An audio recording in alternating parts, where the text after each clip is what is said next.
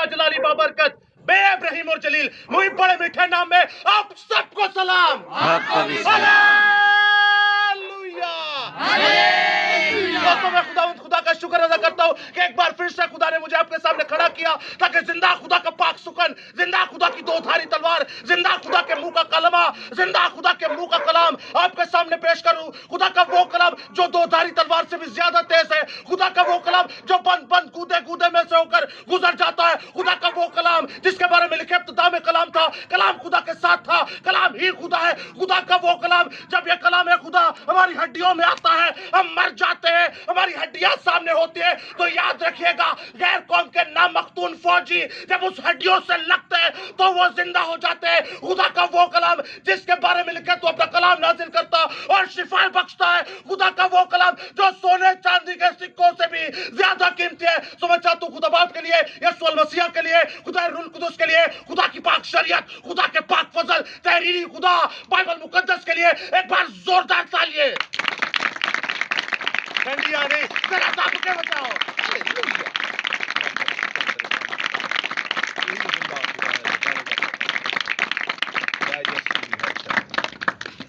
दोस्तों आप सभी लोग बारात के उत्सव पर आए हैं, शादी के प्रोग्राम पर आए हैं। खुदावंद आपको बड़ी बरकत दे। और प्रोग्राम पर भाई ने रखी इबादत। तो जब इबादत पर आते हैं तो इबादत का हथियार भी साथ होना चाहिए। किन्ने लोग ने जड़े अपने आप नहीं ले आए ने ते इनू नहीं ले आए। सबको ही पता था इबादत है, मेरे ख्याल से सभी को पता था। क्यों विशाल भाई कितने ने? विशाल भाई दी अपनी कोई नहीं, उंजी बैठे हुए ने। वाह भाई वाह, जबरदस्त। चले खैर, अपने आप को भूल जाए लेकिन कभी इसे मत भूलिएगा, वरना ये आप लोगों पे जीते जी मट्टी डालना जानता है। तो याद रखिएगा दोस्तों, आज का कलामे खुदा जो है वो शादी पर मबनी है। बाइबल मुकद्दस के अंदर मंगनी, शादी और निकाह का जिक्र है। और आज का जो ये इबादत रखी गई, ये एक मुकद्दस रस्म के बारे में रखी गई, और वो मुकद्दस रस्म है शादी। आप सभी जानते हैं शादी का आगाज कहां से शुरू हुआ? कोई जिस्मानी या रूहानी बता सकते हैं आप? या बाइबल में आपने सबसे पहले पढ़ा हो ये शादी हुई है? आदम और हवा। और कोई?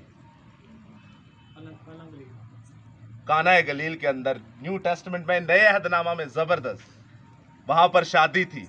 मंगनी का किसी को पता हो? यूसुफ और मुकद्दस यूसुफ की और मुकद्दसा मां मरियम की। निकाह के बारे में किसी को पता हो कि किसी का निकाह हुआ? कसाद की किताब 4था बाब पढ़िएगा, वहां पे आपको निकाह लफ्ज लिखा नजर आएगा। तो मेदी माइया दे बारे च लिखा है? नहीं लिखा। चलिए देखेंगे खुदा का कलाम हमें क्या बताता है, इसके बारे में और सीखेंगे। आइए मेरे साथ आप देखते हैं कलाम खुदा में से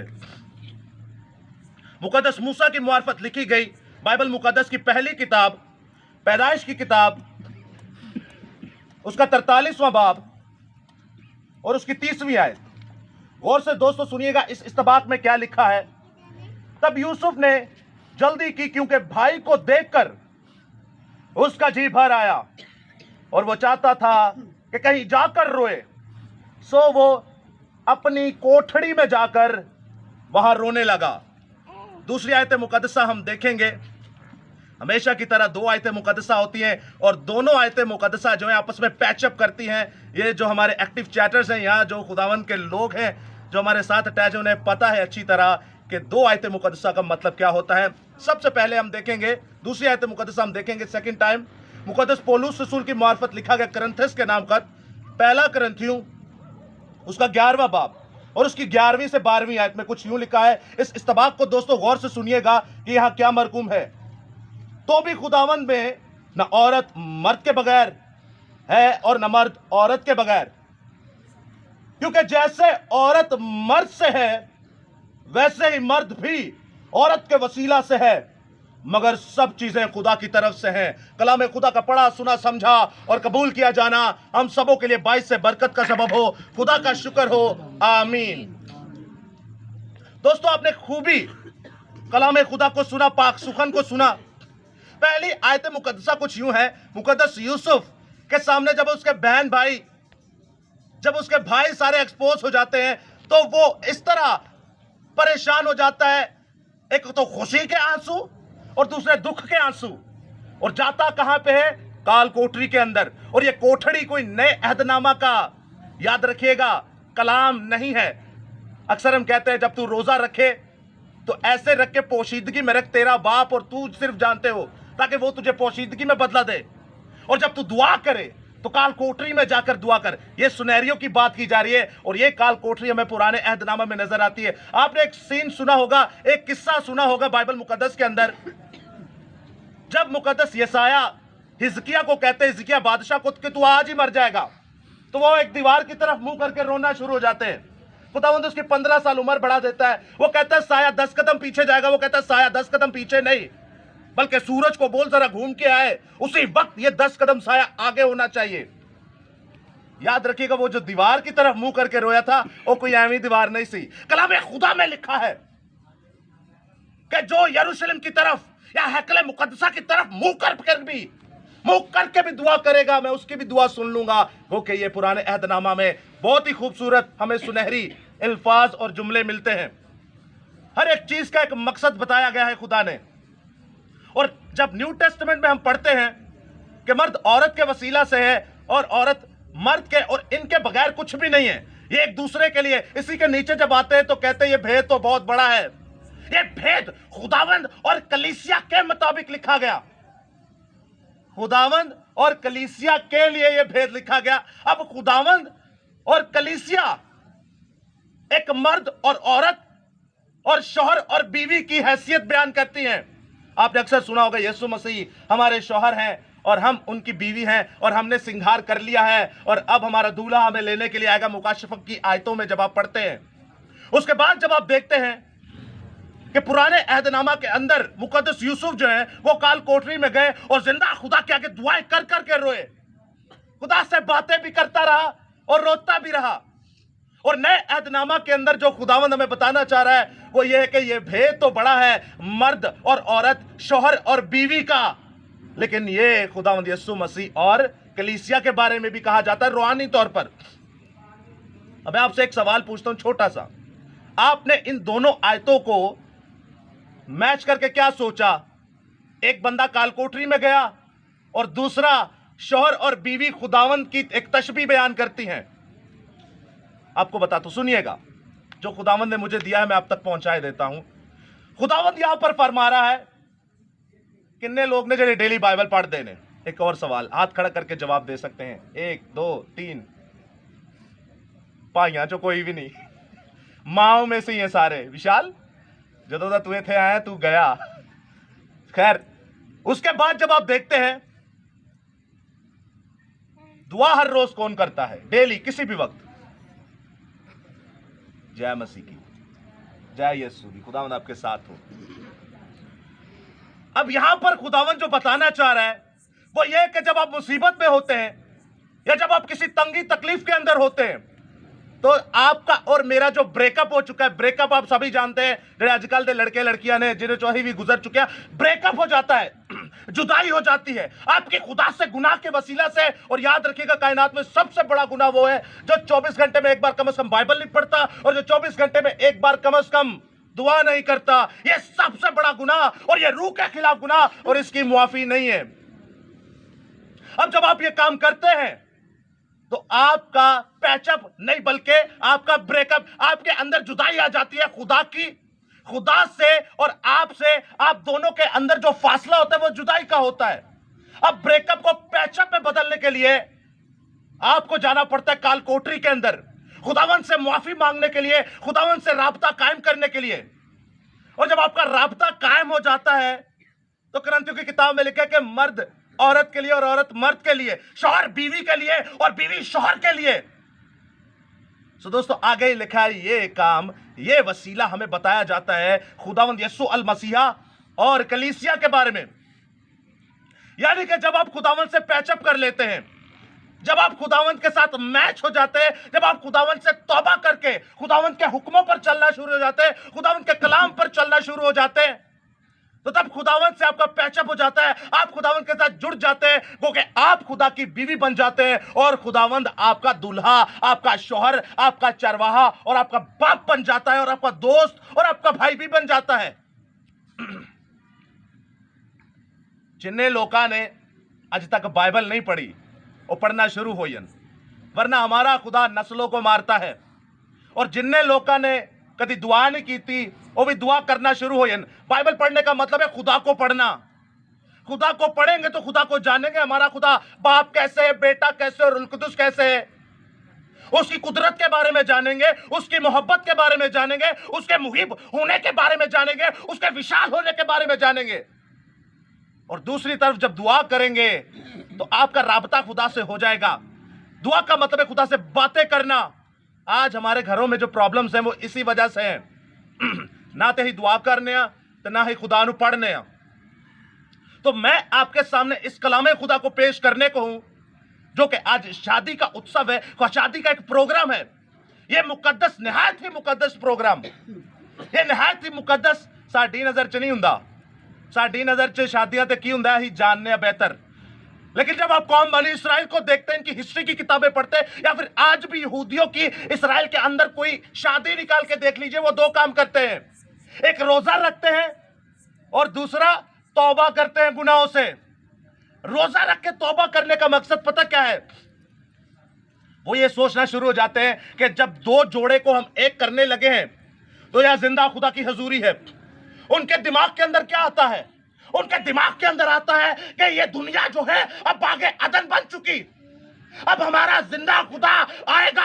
और जैसे अम्मा हवा का हाथ पकड़ के बाप आदम के पास लेकर गया और बाप आदम खुश हो गया, अब मैं जानता हूं कि अब मुझे तौबा करनी है, अब मुझे रोजा रखना है, क्योंकि मेरे गुनाहों ने मुझे मार डाला, मेरे गुनाहों ने खुदावंत के साथ मेरा फासला कायम कर दिया, मेरे गुनाहों ने मुझे खुदा से दूर कर दिया। अब मैं रोजा रखूंगा, अब मैं दुआ करूंगा, अब मैं तौबा करूंगा, क्योंकि खुदा नीचे आ चुका और खुदा अपने हाथों से अम्मा हवा और आदम को जैसे एक करता है, आज खुदा उसी वसीला से अपने बेटे को और अपनी बेटी को एक करेगा। Hallelujah, hallelujah. यीशु अल मसीहा के नाम में एक बार जोरदार तालियां।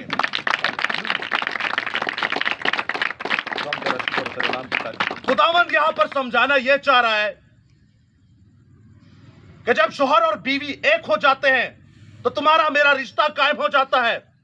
आप याद रखिएगा, जब आप खुदावंत के साथ कायम हो जाते हैं, जब आप खुदावंत के साथ कायम हो जाते हैं, आज हमारे घरों में प्रॉब्लम्स है पैसे की, आज हमारे घरों में प्रॉब्लम्स है नशे की, आज हमारे घरों में प्रॉब्लम्स है डकैतियों की, आज हमारे घरों में प्रॉब्लम्स है कातिलों की, आज हमारे घरों में प्रॉब्लम्स है।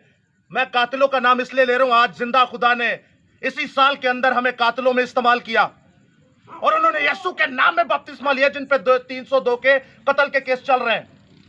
तो याद रखिएगा दोस्तों, खुदावंद यीशु अल मसीहा, जब आपका राब्ता उससे बन जाता है तो खुदावंद आपसे बड़े बड़े काम करवाएगा। आपको खुदावंद के साथ राब्ता बनाना जरूर है, नहीं बनाएंगे तो किसी का कुछ नहीं जाएगा, आप और आपकी नस्ल का जरूर जाएगा, क्योंकि वो तीसरी चौथी नस्ल को भी नहीं छोड़ता, वो 10वीं पुश्त तक उसे बदला देता है।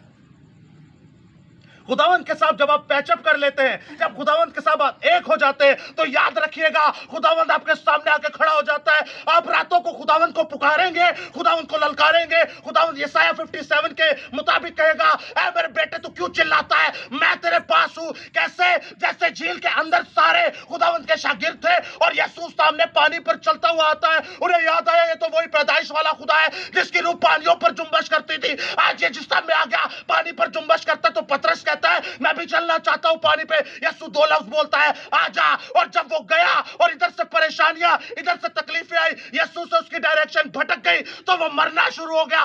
तब भी उसने कहा खुदावंद मुझे बचा ले। उस मरने की हालत में, उस मरने की हालत में उसने यीशु को पुकारा, उसने पैचअप करने का सोचा, इस दूरी को खत्म करने का सोचा। तो यीशु ने यह लिखा, ऊपर आजा।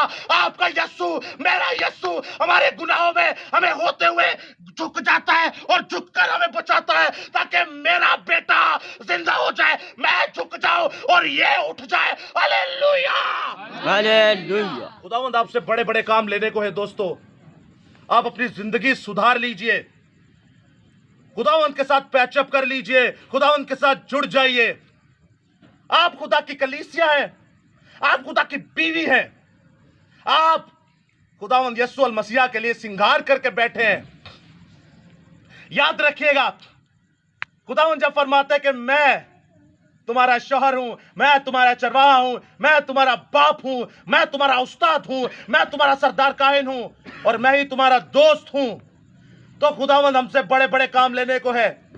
जब आप डेली बाइबल पढ़ेंगे, जब आप डेली दुआ करेंगे, तो खुदावंद आपके साथ होगा। खुदावंद आपके साथ ऐसे साथ होगा, खुदावंद आपके साथ ऐसे साथ होगा। बड़ी बड़ी मुसीबत के अंदर आप होंगे, बड़ी बड़ी लानत के अंदर आप होंगे, बड़ी बड़ी ऐसी कशमकश के अंदर आप होंगे कि आपके रिश्तेदार भी आपको काटने के लिए दौड़ेंगे। तो याद रखिएगा, पौलुस और सैलास को कैद के अंदर डाल दिया गया, उनके पैरों के अंदर काठ डाल दी गई, उनके हाथ हथकड़ी में डाल दिए गए, वो कैसे जंजीरों के अंदर बांधे गए, वो कुछ नहीं थे कर सकते, लेकिन वो बैठे, वो काल कोठरी के अंदर जिंदा खुदा को याद करते हैं। ऐ खुदावंद हमें बचा ले, ऐ खुदावंद तू ही जिंदा खुदा है, हम तेरे लिए मुसीबत उठाते हैं, हम तेरे लिए दुख उठाते हैं, हम खुश हैं, हम शादमान हैं, क्योंकि तूने फरमाया हर एक चीज के लिए खुश रहो और हर एक वक्त के लिए खुश रहो। हम खुश हैं, लेकिन जिंदा खुदा वहां पर आता है, वहां बेड़ियां खुल जाती है, वहां हथकड़ियां खुल जाती है। यीशु अपने लोगों को शैतानों से आजाद करता है, यीशु अपने लोगों को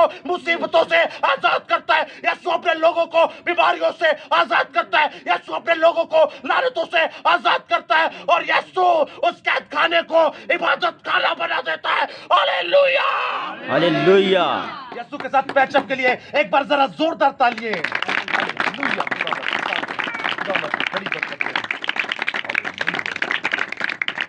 दोस्तों याद रखिएगा, डेली बाइबल पढ़ना शुरू हो जाए, डेली दुआ करना शुरू हो जाए, वरना ये खुशियां किसी काम की नहीं है।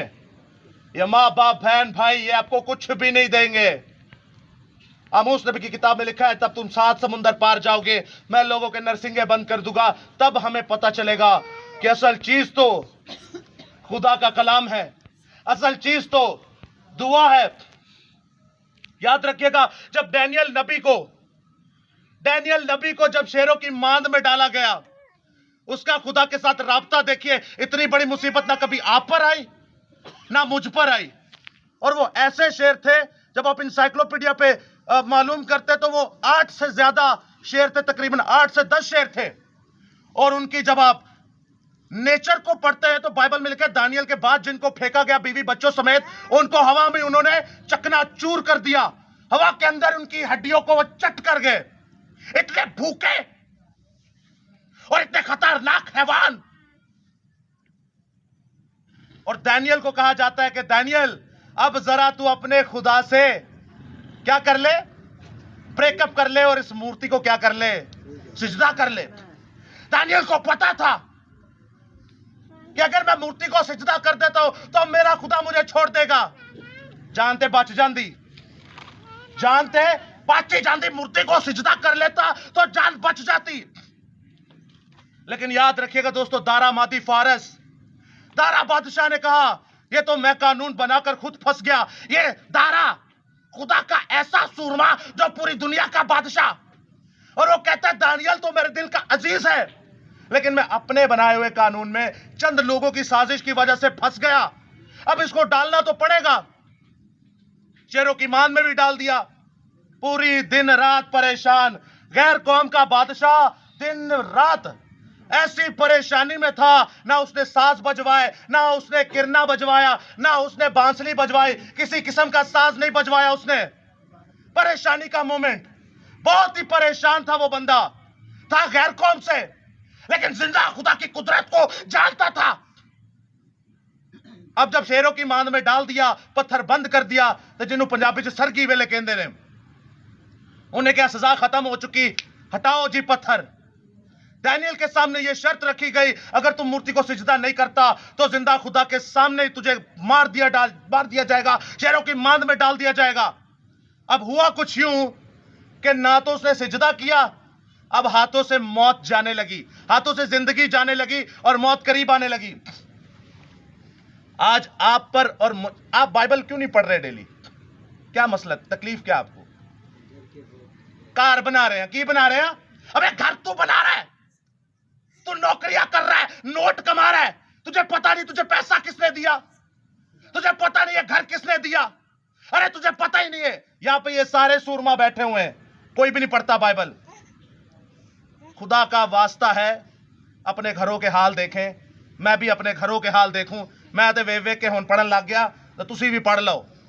खुदावंद के कलाम को पढ़ना शुरू हो जाइए, वरना कब हम मर जाए हमें नहीं पता, बाद में पछताने से फायदा क्या। खुदावंद के कलाम को पढ़िए, जो इसमें लिखा है उसको जानिए। आज हम साढ़े की भी बुत खिलारे गए ने, कार बना रहे हैं, मेरे को टाइम नहीं, नौकरी कर रहे हैं, मेरे को टाइम नहीं। ये बुत से कम है? दौलत कमा रहा हूं, मेरे पास टाइम नहीं है। पूरी रात लड़कियों से लगाऊं, मेरे पास टाइम नहीं है। ऐसा पैचअप किया हुआ है जो शयातीन से है, ऐसा पैचअप किया हुआ है जो बुतों से है।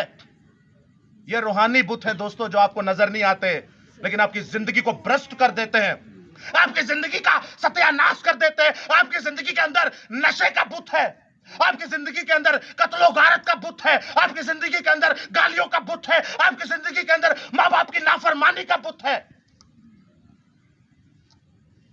इन सारे बुतों को जब सामने रखा गया दानियल के, तो उन्होंने क्या, एक सिजदा कर दे बच जाएगा, ना कीता तो तेनू मार छड़ना। हम खुदावंद का सूरमा, ऐसा जलाली इंसान, ऐसा खुदा का बड़ा सूरमा, वो कहता है देख ए तारा बादशाह, मैं इस मूर्ति को सिजदा ना करूंगा, मैं इस पैसे को सिजदा ना करूंगा, मैं इस घर को सिजदा ना करूंगा, मैं इस लानत को सिजदा ना करूंगा, मैं किसी चीज को सिजदा ना करूंगा, क्योंकि मैं यहोवा राफा, यहोवा निस्सी, यहोवा शालम, यहोवा तसल्ली का जो खुदा है, यहोवा आफताब सदाकत जिसकी किरणों में शिफा है, मैं सिजदा करूंगा तो मौदा मुनंजी को, मैं सिजदा करूंगा तो एल शैडाई, एदोनाई, एलोहिम खुदा को, मैं सिजदा करूंगा तो साहिब इख्तियार, साहिब कुदरत, साहिब जंग यहोवा खुदा को करूंगा। हालेलुया। दोस्तों याद रखिएगा, उसने मूर्ति को सिजदा नहीं किया। ऐसा खुदा का सूरमा, 127 सूबों का वजीर आजम, 3 वजीर आजम पूरी दुनिया में थे, और अव्वल नंबर पे दानियल जो यहोवा खुदा को मानता था, बाकी सारे ही गैर कौम से। किन्ना को बिजी होना है वो,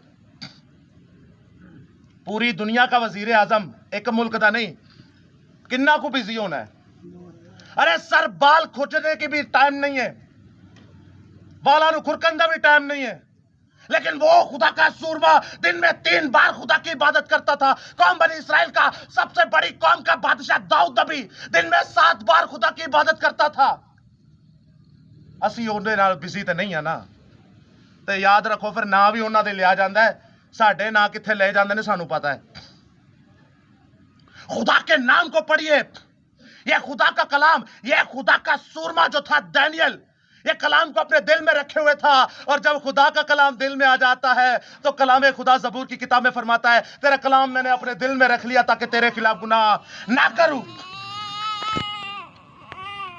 अब जिंदा खुदा क्या कहता है, आखिरी बात आपसे करूंगा।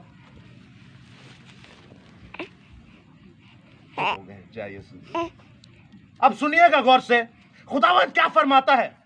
खुदावंद यह फरमाता है, ये जो बुत सामने खड़ा है इसको सिजदा ना करना। उसको याद था, आज हम घरों के सामने सिजदा कर देते हैं। खुदावंद मैं कार बना रहा, मैं तेरा कलाम नहीं पढ़ सकता। खुदावंद मैं आउट ऑफ कंट्री जा रहा, पैसे कमाने वास्ते मैं तेरा कलाम नहीं पढ़ सकता। खुदावंद मैनू घर ही बड़े काम ने, मैं तेरा कलाम नहीं पढ़ सकता। खुदावंद मैं डबल ड्यूटी कर रहा, मैं तेरा कलाम नहीं पढ़ सकता। खुदावंद मैं गाला बढ़िया गंदिया करना, मैं तेरा कलाम किंज पढ़ा। खुदावंद मैं तो कातिल हूं, मैं तेरा कलाम कैसे पढ़ूं। ये जितनी भी चीजें आपको खुदा से दूर करती है, ये सारी शैतानी तासीरें आपके अंदर हैं। सानू बदरू वही नजर आती है जी नचदी टपदी है। याद रखिएगा दोस्तों, ये गंदी बदरू है, आपके अंदर काम करती है, जो आपको खुदा से दूर करती है, जो आपका खुदा से ब्रेकअप करवाती है। खुदा का सूरमा उस बुत को सिजदा नहीं करता, और जब उस बुत को सिजदा नहीं करता तो शेरों की मांद में डाला जाता है। और वो गैर कौम का बादशाह वो कहता है जरा पत्थर को उठाओ मैं देखूं तो सही। ना मैंने रात भर कुछ खाया, ना कुछ पिया, ना मेरे सांस सुने, मैं बड़ा परेशान हूं, मेरा दिल बड़ा परेशान है, जरा पत्थर को हटा दीजिए। और जरा पत्थर को उठाया तो बड़ी बाइबल चली है डरी हुई आवाज से, ऐ दानियल तेरा खुदा तेरे ते कादिर होया। उसको पता था ये गया, उसको पता था ये मर गया, लेकिन इसके अंदर एक छोटी सी नूर की किरण थी कि नहीं, ये जिसको मानता है वो तो बड़े बड़े काम करता है, ये जिसको मानता है वो तो मुर्दे जिंदा कर देता है, ये जिसको मानता है वो तो समंदर के 2 टुकड़े कर देता है, ये तो जिसको मानता है अलीशा नबी के हड्डियों में काम करके मुर्दों को जिंदा कर देता है, ये जिसको मानता है वो तो बड़े बड़े काम करने की कुदरत रखता है। फिर भी उसने डरी हुई आवाज से पूछा, ऐ दानियल क्या तेरा खुदा कादिर हुआ? तो खुदा का सुरमा अंदर से चिल्ला कर कहता है, ऐ बादशाह, मेरा जिंदा खुदा मुझ पर कादिर हुआ। शेर भी कहते होंगे ये कैसा जाहिल बादशाह है, इसको पता नहीं हम जिस खुदा की प्रस्तिश करते हैं, ये दानियल उसी खुदा की प्रस्तिश करता है। कुत्ते जब भौंकते हैं और कौवे जब काय काय करते हैं, उनको कौन खिलाता है? शेर कहता है हम जब मुंह उठा के ऊपर की तरफ दौड़ते हैं तो जिंदा खुदा हमें खिलाता है, क्योंकि खुदा अपनी बुट्टी खोलता और हर जानदार की ख्वाहिश को पूरा करता है। सो शेरों ने भी कहा होगा, ऐ बादशाह तू नहीं जानता, ये जिंदा खुदा को पूजता है, उसी को तो मैं पूछता हूँ। उसका फरिश्ता आया, उसने मेरा मुंह बंद किया और ये रहा दानियल जिंदा का जिंदा। Hallelujah, hallelujah. खुदावंद के इस बड़े करिश्मा से हुआ कुछ यूं कि दारा बादशाह ने पूरी कायनात के अंदर यहोवा खुदा की प्रस्तिश करवाना शुरू कर दी। यह है खुदा के काम, सिर्फ इसलिए क्योंकि दानियल के अंदर खुदा का कलाम था। दानियल खुदा से बातें करता था और खुदावंद के साथ उसका पैचअप था। आप भी खुदावंद के साथ पैचअप कर लीजिए। खुदावंद आपको अपनी दुल्हन बनाने के लिए तैयार है। खुदावंद आपको अपनी बेटे बेटियां बनाने के लिए तैयार है। खुदावंद आपको अपनी कलीसिया बनाने के लिए तैयार है। खुदावंद आपको अपने लोग बनाने के लिए तैयार है। खुदावंद आपको बरगजीदा नस्ल, खुदावंद आपको अपनी उम्मत और खुदावंद आपको शाही कायनों का फिरका बनाने के लिए तैयार है। खुदावंद कहता है जब तू मुझसे काल कोठरी में बातें करता है, जब तू अकेले 1 on 1 मुझसे आता है, तो जब मैं तेरे साथ बातें करता हूँ, मैं तेरा ऐसा चोर हूँ, तुझसे जिस्मानी तो नहीं, लेकिन मैं तेरे वसीला से रूहानी बच्चे पैदा करूंगा। तब तू कातलों को भी बचाएगा, तब तू डकैतों को भी बचाएगा, तब तू शराबियों को भी बचाएगा, तब तू लांतियों को भी बचाएगा, तब तू बदरू गिरफ्तार को भी बचाएगा, तब तू सारे लोगों को जो गुनाह के अंदर है उन्हें बचाएगा। शेर के मुंह में हाथ डालेगा, लोगों को निकालेगा, आपके मुंह में हाथ डालेगा और लोगों को निकालेगा। यीशु के साथ पैचअप कर लीजिए, दुआ कीजिए और डेली बाइबल पढ़िए। खुदा आपके वसीला से दुनिया में बड़े बड़े काम करवाएगा। Hallelujah, hallelujah. खुदा आपके साथ हो, खुदा आपको बड़ी बरकत दे। आमीन सुम आमीन। खुदा हमेशा आपको अपनी पनाह में रखे। हालेलुया।